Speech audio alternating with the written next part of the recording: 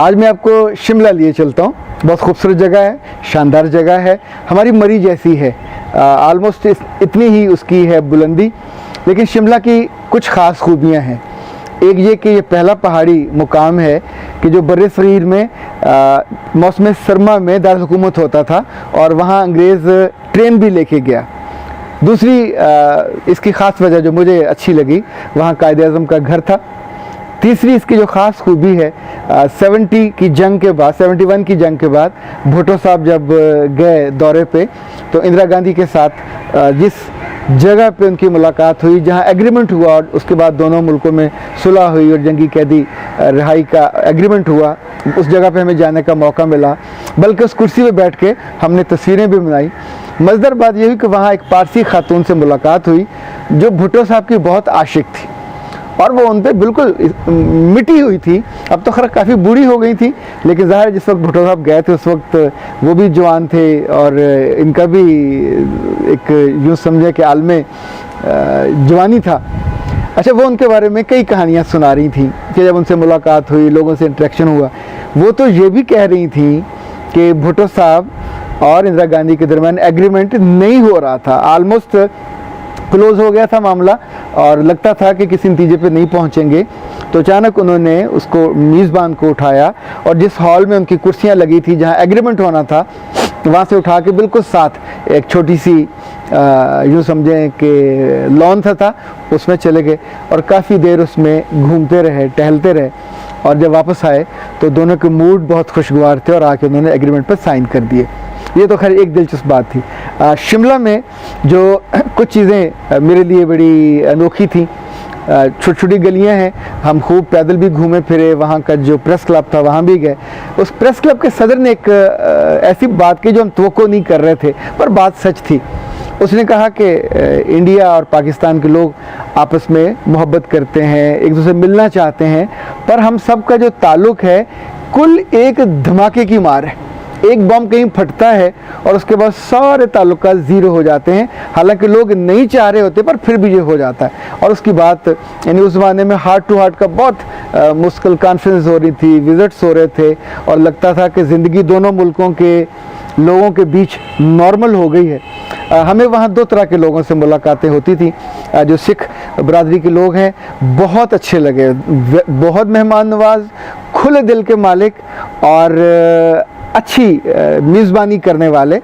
अच्छा, दूसरी हिंदू कम्युनिटी के लोग थे, पढ़े लिखे थे, अपने काम में माहिर थे। अच्छा, दोनों में जो बात मुझे बहुत मुख्तलिफ और अच्छी लगी, ये अपनी कौम के ख़िलाफ़ बात नहीं करते। यानी हम मेहमान थे, शाम में बैठते थे, रात में बैठते थे। 15 दिन हम वहाँ रहे, 3 सूबे हम घूमे, पंजाब घूमे, हरियाणा घूमे, हिमाचल गए, शिमला तक वो हमारे साथ थे। बल्कि बहुत मज़ेदार होता था जब हमारी वो बस चलती थी तो उसके जो हमारे प्रोटोकॉल ऑफिसर थे वो खड़े होके बाकायदा ऐलान करते VIP आ गए ने, और पंजाबी में होता था, फिर सारे VIP बैठ जाते थे, फिर बस आगे चलती थी। अच्छा, जब तक आप दूसरों को मिलते नहीं हैं, उनसे आपका वास्ता नहीं पड़ता, तब तक उनके बारे में फ़ैसला नहीं किया जा सकता। सारी उम्र लड़के नहीं गुजारी जा सकती। ख़ास तौर पे जो हमसाए होते हैं, इनको किसी ना किसी वक्त तो बहरहाल अपने ताल्लुकात को नॉर्मल करना होगा, वरना तारीख़ ऐसी एक यूँ समझें कि हमारे लिए बार बार मौका आता रहा अच्छे ताल्लुकात बनाने का, दोनों का पॉजिटिव मैदान में मुकाबला करने का। लेकिन हम हमेशा हमारे लोगों ने यही तय किया कि लड़के जीना है, नाराज़ होकर जीना है।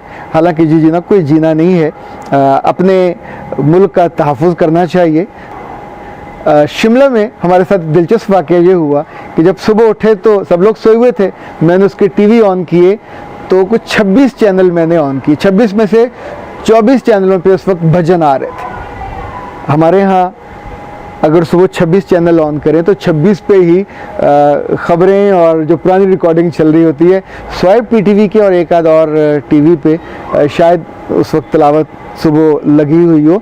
ये मुझे बहुत बुनियादी फ़र्क लगा। दे वर वेरी कमिटेड, वो अपने रिलीजन के साथ, अपनी ट्रेडिशन के साथ बहुत मजबूती से जुड़े हुए हैं। अच्छा, दूसरा जो हमारे ड्राइवर था कोच का, उसका ताल्लुक़ पंजाब से था।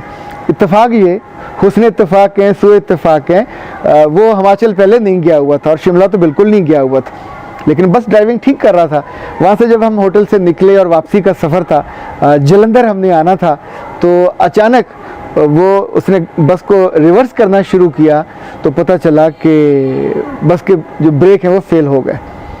उस लम्हे नीचे पहाड़ और सड़क ढलवान पे और बस ड्राइवर की हवाइयाँ उड़ी हुई और जितने हम लोग बैठे थे वो भी सारे कलमा पढ़ने लग गए। अब लग रहा था कि ये शहादत इंडिया में लिखी हुई है, वापसी खैर खैरियत से। ज़ाहिर नज़र आ रहा था कि नीचे गिरेंगे तो बचना कख नहीं है। हुआ ये कि अल्लाह जाने उसको क्या सूझा, उसने वो करते करते एक देखा कि जो पुलिस की गाड़ी हमारे आगे चलती थी वो एक साइड पे खड़ी थी। उस भले आदमी ने थोड़ा सा रुख पलटा और जाके टका कर ठा करके आवाज़ आई और गाड़ी उससे टकराई। और अल्लाह का शुक्र है वो कहीं फंसी हुई थी और हमारी गाड़ी रुक गई।